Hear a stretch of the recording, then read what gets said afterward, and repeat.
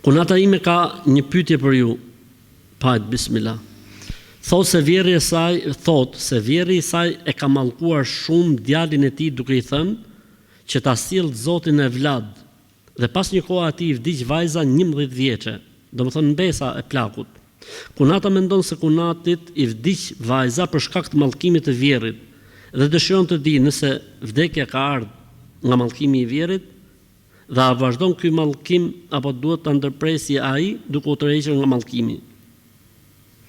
Nëse këto plakut, vjerrit, gjyshit i kanë hyrë në hak, i kanë bërë padrejtësi, e ka zonë mallkimi i tij, nuk ka dyshim.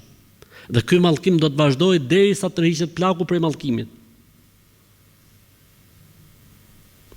S'ka dyshim ke kjo pjesë.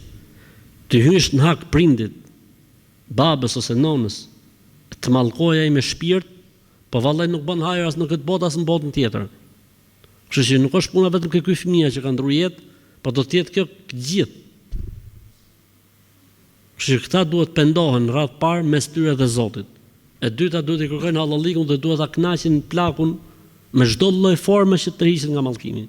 Për ndryshe s'kan për të bëj hajër. Për ndryshe nuk kanë për të bëj hajër, vallahi bilaj, për Zotin.